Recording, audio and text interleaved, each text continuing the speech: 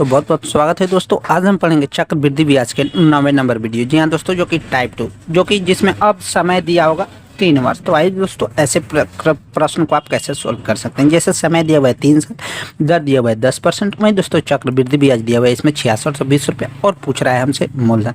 तो जैसा कि आपको 2 साल के लिए दिया था वैसा ही सेम मेथड इसमें भी आप अप्लाई कीजिएगा। तो जैसे हम समझते हैं पहला मेथड यानी सक्सेसिव मेथड जिसे कहते हैं, तो ये आपको हो गया। पहले रेट का फ्रैक्शन निकालिए, तो 10% का होता है 1/10। अब आइए दोस्तों, जैसे ये आपको पहला साल में 10 से 11 हो गया, दूसरा साल में 10 से 11 हो गया, वहीं दोस्तों तीसरा साल में 10 से 11 हो गया, जो कि इधर वाला आपको हमेशा 10 में 10 में यानी 3 साल में ये आपको मूलधन हो गया कितना 1000। उसी तरह दोस्तों ये आपको 3 साल का मिश्रधन हो गया कितना 1331 रुपये। इस तरह दोस्तों दोनों का डिफरेंस घटाइएगा यानी CI घटाइएगा, तो 1331 में से, तो जैसा कि दोस्तों ये आपको हो गया मिश्रधन हो गया, ये आपको मूलधन हो गया। तो कंपाउंड इंटरेस्ट जैसे मिश्रधन में से मूलधन अगर घटा दीजिए, ये आपको हो गया कंपाउंड इंटरेस्ट कितना 3 साल का। तो 3 साल का ये आपको हो गया कितना 331, जो कि 331 6620 क्वेश्चन में दिए हुए।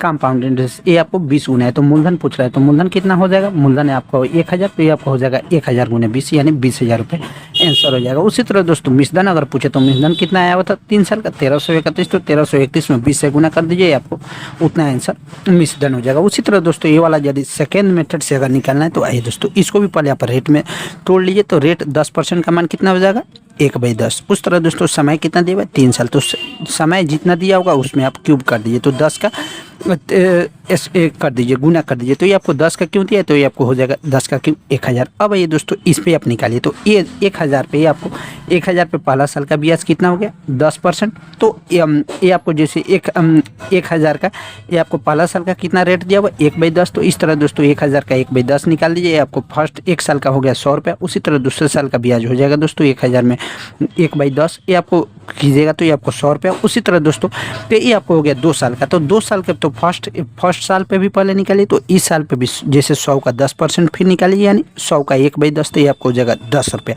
अब बात करते हैं दोस्तों तीसरे साल का, तो तीसरे साल के ब्याज से पहले इस सब का भी तो ब्याज निकालिएगा ना। तो इस सब का, तो यानी ये आपको 10 का भी फिर 1/10 निकालिए, तो 10 का 1/10 से आपको गुना कीजिएगा, तो ये आपको हो जाएगा 1 रुपया। उसी तरह दोस्तों इसका ब्याज निकल के अब आइए इसका ब्याज, तो इसका ब्याज निकालिएगा, तो 100 गुने 1/10 ये आपको इसका ब्याज हो गया 1 साल का। उसी तरह दोस्तों इसका यानी जो कि 3 इधर था, ये वाला 1 आपको ये हो गया, ये वाला 1 2 हो गया, ये वाला 1 3 हो गया। इस तरह दोस्तों इसका भी पहले ब्याज निकाल लीजिए, ये हो गया 10 10 10 20 और 21, यानी 3 साल का टोटल हो जाएगा कितना 3 साल का टोटल हो जाएगा कंपाउंड इंटरेस्ट 331। उसी तरह दोस्तों 3 साल का साधारण ब्याज कितना हो जाएगा 300। इस तरह दोस्तों आप सब निकाल लीजिएगा। तो